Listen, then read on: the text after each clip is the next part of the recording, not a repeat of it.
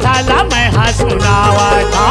मारन बोरदाई गाता पार के कथा ला मैं हाँ सुनावत हो। मेला भराए है गाता पार में हो,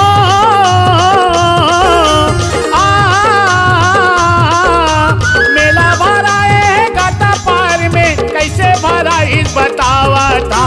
मारन बोरदाई गाता पार के कथा ला मैं हाँ सुनावत हो। मारन बोरदाई गाता पार के कथा ला मैं हाँ सुनावा था। मेरा भराए गाता पार के हो।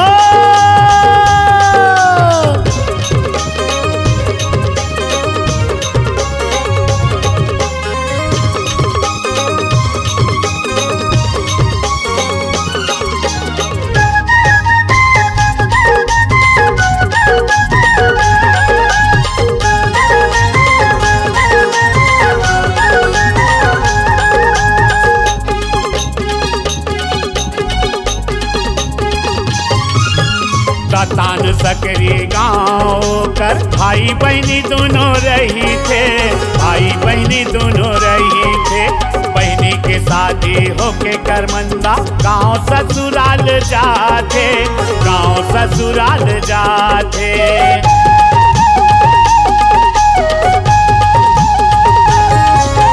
बीजापुरा के तिहार माँ भाई बहनी लिए आते, भाई बहनी लिए आते।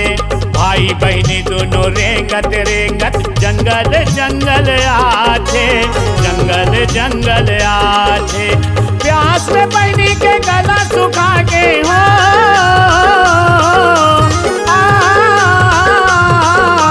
प्यास में बहनी के गला सुखा के भाई कहे पानी लावा था। मारन बोरदाई गाता पार के कथा ला मैं हाँ सुनावा था। मारन बोरदाई गाता पार के कथा ला मैं हाँ सुनावत हो। मेला भराए गाता पार में हो।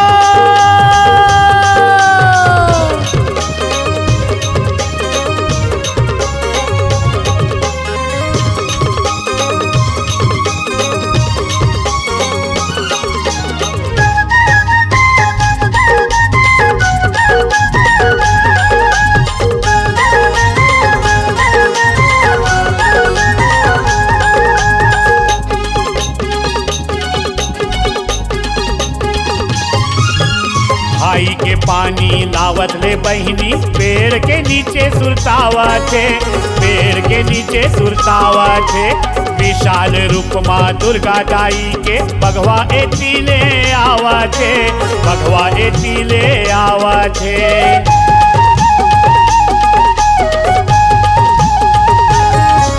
प्राण बचाए पर अपन बहनी बघवा से करते युद्ध का, बघवा से करते युद्ध का।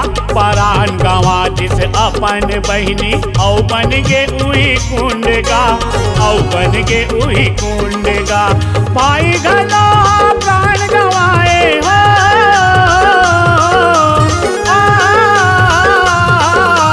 भाई घलो प्राण गंवाए बघवा भारी दहाड़ा थे।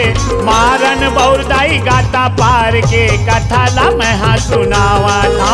मारन बोरदाई गाता पार के कथा ला मैं हाँ सुनावत हो। मेला भराए गाता पार में हो।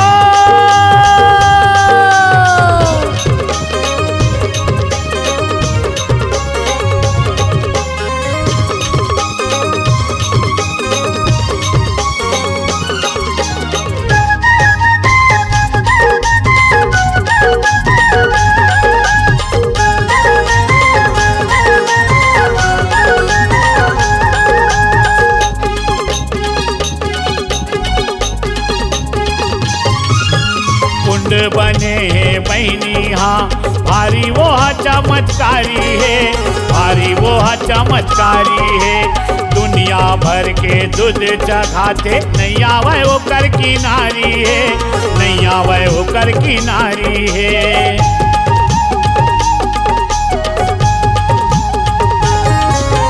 सकरी गाँव कर मई के एक गिलास दूध लाथे, एक गिलास दूध लाथे।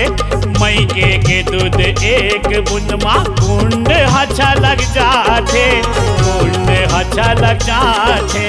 भारी महिमा है रनबौदाई के हो,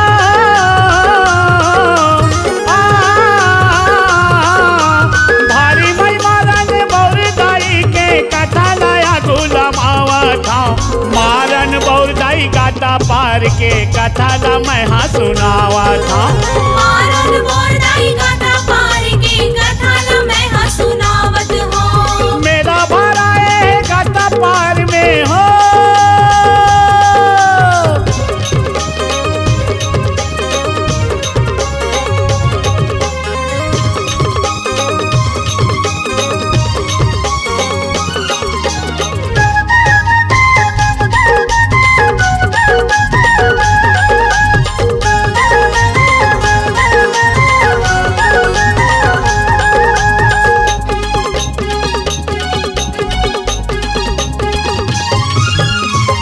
के महीना दुर्गा दाई के बगवा भारी दहाड़ा थे, बगवा भारी दहाड़ा थे।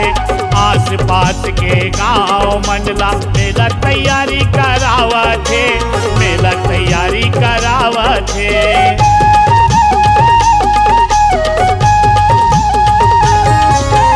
ऐसे किस्म के गाता पार माँ सुकर मेला भरा थे, सुकर मेला भरा थे।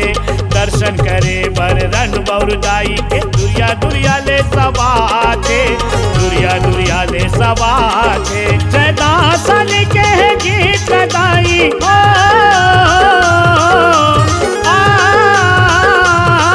जयदासन के गीत गाई सभा के बीच सुनावा था।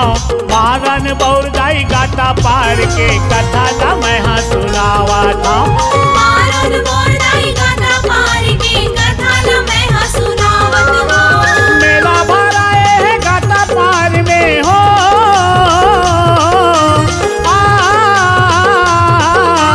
मेला भरा है गाता पार में कैसे भरा इस बतावा था।